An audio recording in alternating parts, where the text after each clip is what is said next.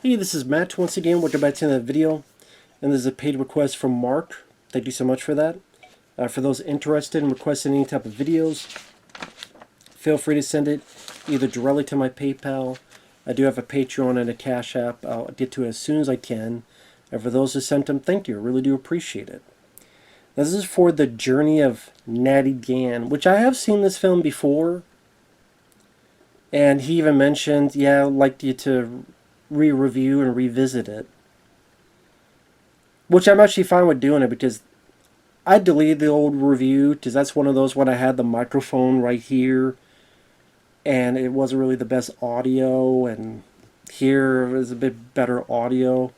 So I'm fine with that. Plus that microphone at times would clip, so I'd be talking and it's like a few seconds here or there would disappear of my damn audio.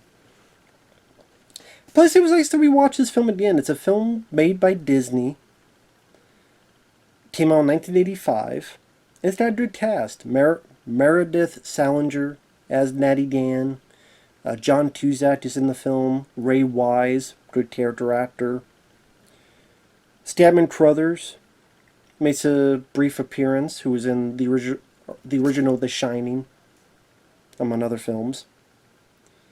The movie takes place in 1935, and I mean the general gist is Natty Gann and her dad Ray Wise, they're trying to make ends meet. She goes around talking with Stedman Crothers, finding dogs, trying to find homes for puppies, doing all sorts of stuff. Getting in fights with kids who are calling her dad a commie. And she's the streetwise kid who's a bit tough. One day, Ray Wise gets a job offer, pretty much last minute. He's got to go across the country. He's trying to find her to tell her, but he can't, and he doesn't have the time. So he leaves a letter saying, "Hey, I'll be back for you.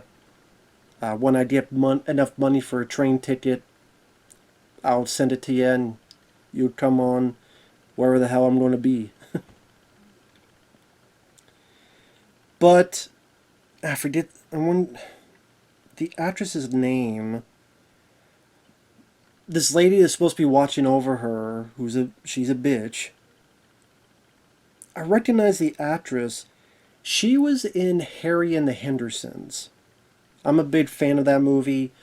In that movie, there was a nosy neighbor that she would come in, and like there's a bit where Harry is like on the floor below, and it's like bumping his head, and the floor is going up and down, and John Lithgow's like pretending to do like calisthenics or whatever, and the person he's pretending towards is that lady.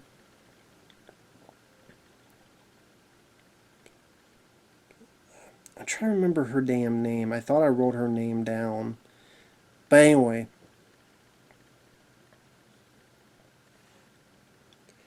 Lainie Kazan, that's who it is. Lainie Kazan. The nosy neighbor from Harry the Hendersons, that's who his name. She is getting tired of her already, getting tired of Meredith Salenger. She decides to call to, "Hey, there's an abandoned kid. Take her away." So Meredith's like, "Fuck this, I'm gonna go find my dad." And then the rest of it is a series of little misadventures she has in her search for a dad. And I would say for a Disney film, it's a sweet movie. It's a cute movie. The Little Misadventures, there's this dog fighting competition where a wolf and a dog are fighting. The wolf kills the dog, or the wolf dog. Because it's not a true wolf. I think I don't know. In reality, it's a wolf dog. I'm not sure in the movie. I guess in the movie it's meant to be just a wolf. But anyway, it kills the dog. They're ready to whip it. She lets it go, saves it. Later on, the wolf finds her and joins her on this journey. I thought the way they had the dog trained. I did not realize this until looking it up, because I don't think I mentioned it when I reviewed it the first time. The wolf dog because you can't really train a wolf. That's the thing. For one, well, I think I remember hearing you can't really train a wolf, at least to an extent. I mean, I know you have sleds, but I guess not really. My point is, what they used was a wolf dog, which I think is like a wolf and domestic dog if they got together, and then this is the offspring.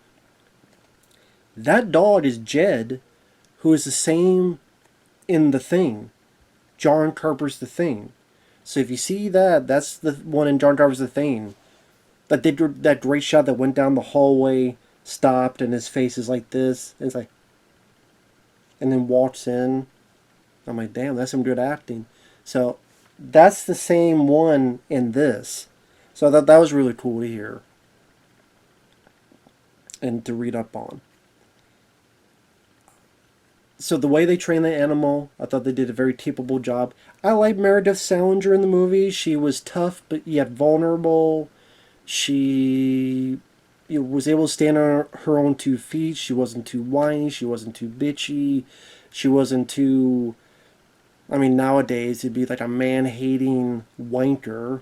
They don't make her that way. Just someone that wants to find her dad and easy to root for.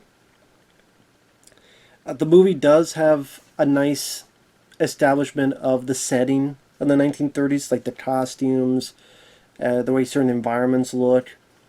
And I thought the scenery, like a lot of the scenery where it's in the woods or the backdrops, there are times where she's riding the rails and on top of the train. So you did some decent stunt work, like when they're trying to hop onto the train, or there's a bit where one character is hanging on here and they both got to drop into this, I forget it was like corn or feed or whatever that's on the train. So there's some beautiful scenery. I mean, the last shot where characters are hugging, you have this beautiful mountain backdrop that nowadays they would probably do that with a green screen CG, but no matter how good they look at it, you could tell, because you can't get more real than real, and you could tell, they had to. You had to do it for real, for the most part back then. John Cusack, that's one of the issues I have with it. I wish he was in the film more. Like the way the poster, the marketing, it would make you seem he's in the film more than he is. Because, like I said, she goes on this journey. Meets him on a train, and he has like a scene or two where he says the words, "Hey, you better wise up, kid." And then you don't see it. Again, it's like one scene, maybe 2. But then you don't see him for an hour and 9 minutes or so. Yeah, 1 hour and 9 minutes.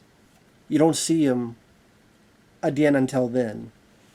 And even then, he's only in it for like the next 10, 15 minutes. Where she meets him in this area with other people traveling on however means possible. So people come in to kick them out because they don't want homeless people there. And about 2 or so times they hop the rails. I mean, one they jump on it, the other they're hanging on and drop down. And then they get to where they need to go, and then they go their separate ways. So I felt like John Cusack could have been used a lot more. I kind of wish he was with her the entire time. Like when we first meet him, he just say, "Wise up, kid." They decide to join each other, and then the both of them going through these misadventures, and the both of them going through this adventure together. And then by the end, it would make it a bit more, I don't want to use the word heartbreaking, but a little bit more tangible, a little bit more dramatic. That, oh man, they went through all this and now they're split apart because she's got to go find her dad and he's got this job that he needs to get to. that opportunity. But because they've barely been together, I didn't really buy 100% that, oh, she kisses him on the cheek or whatever and they go their way. It's like, okay, I don't really feel as much as that maybe I could have if there was more of John Cusack's character in the movie.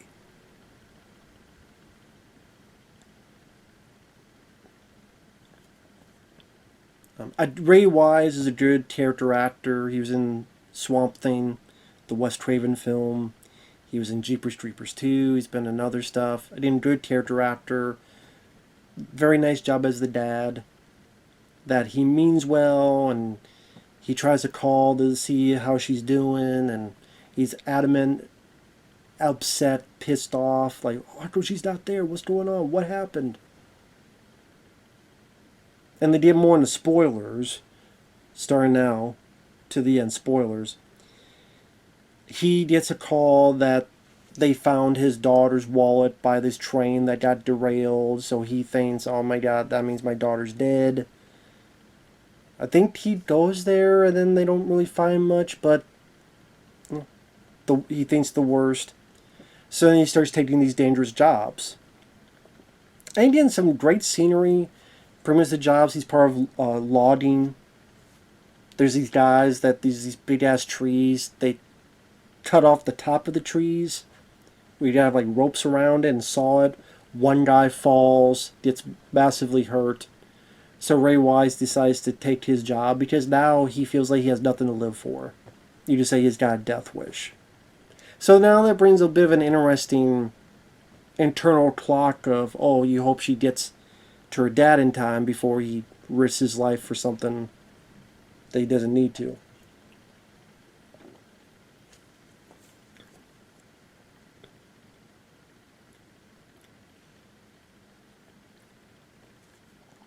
Some of the little misadventures, it's not the most interesting. There's a point where she gets with these homeless kids and they decide to do some cattle rustling, some stealing. She gets caught, put in this juvenile center. And the thing is, when she's at the juvenile center, it feels like they didn't do a whole lot with it. It's kind of, she's there, and they put her in solitary confinement at one point, but you don't really get a lot of drama, depth. I guess because it's a Disney film, so they don't want to go too far. And then she escapes pretty easily. She kind of unscrews something, goes through, and then that's that. So it kind of makes me go, do we even need this entire scene? Maybe if she was there and she learned a bit of thing or two. That's the thing. If it was like, okay, when she goes to these little misadventures, she takes a bit of something she can learn, something that helps her grow from being a girl to a woman, a bit more knowledge that she's gained from this event. But like with the homeless kids, like she didn't really gain any knowledge, I guess, other than fuck them kids. And it's not like you ever saw those kids again and she was able to get her revenge. You left me, asshole. Punch him in the face. Or even the juvenile center, if it was, learning how corrupt the system is, or learning to trust others, or whatever the case may be. She didn't really gain any knowledge, learn anything, so it's kind of like, okay, what's the point? It's just a hiccup on her journey, that's all. And like she meets this blacksmith who's starred up, who's got the dog, the wolf dog. But you find out he's a nice guy. And I thought that kind of went by a bit too quickly. Where she meets him, she gets with the wolf again, and then there's like a quick bit where they're eating, and then he takes her to where she needs to go. Again, if it was more of she spending time with him, we get to learn a bit of his story and why he started up, and okay, this is the guy that people paid no mind to or they were afraid of, but now here's someone that she can sympathize with and feel sorry for, and don't judge a book by its cover. Again, a little bit more meat to the matter. I think that would have been nice to see. But maybe they felt, well, maybe they felt it'd be too much time to take from her main goal, or I don't know. I thought that kind of went by a bit too quick. Like that trip, I would rather just have it be the cattle rustling, and then the blacksmith comes out. He's pissed off, captures her, asks her questions, has the wolf. She thinks she needs to defend herself, and this guy's a monster. But then maybe she sees, oh, he's being very playful with the wolf, or he's treating the wolf very nicely, and oh, okay, that's something. And she tells her story, and he listens, and he's able to trust her. And they have a bit of a development between the two in terms of a friendship. Like I said, would you ever bring a little bit of meat to the matter, other than, oh, she went to this juvenile center. What did she do? Well, she worked out for a bit, and then they left. So I just wish there was a bit more to it.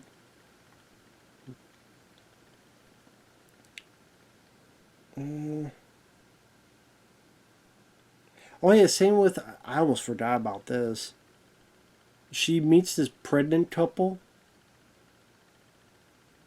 and she doesn't really talk to them long. Pretty much, pretty soon, the wolf is fighting these coyotes that was going to kill their chickens. But I guess the guy can't see the fucking coyotes. He's blind to what's going on. Because he walks outside, you see that there's a wolf fighting these coyotes, and you see there's multiple coyotes there, so the wolf is saving your chickens, buddy. But then he wants to shoot the wolf because he's an idiot. So again, I wish like with some of these little things there's a little bit more meat to the matter, or again she learned something. But again, what I liked about was the bond she has with the wolf. Again, the way the wolf was trained.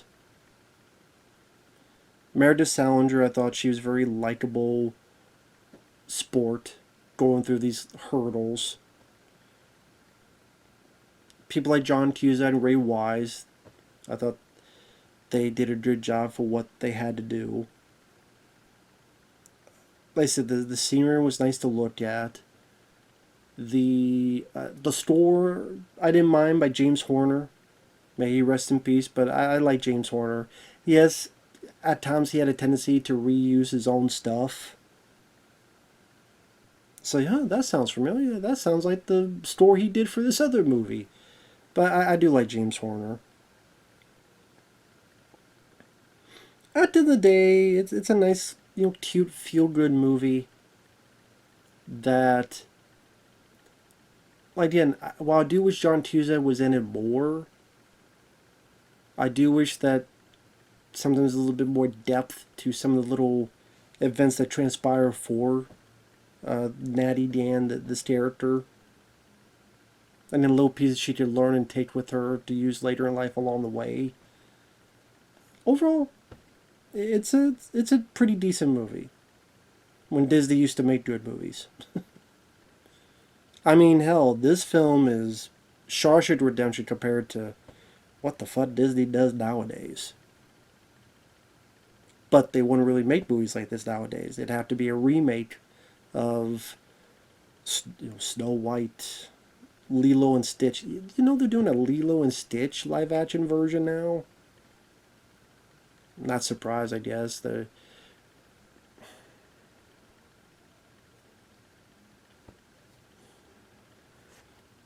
I shouldn't be surprised. Live action, but I mean, obviously, that character's going to be all CGI anyway, so that's how live action is. Like The Lion King or Mufasa's live action. But that's the way Disney is nowadays. Because they need that money. They figure that's an easy slam dunk for box office. So why take a chance on making something like this type of movie?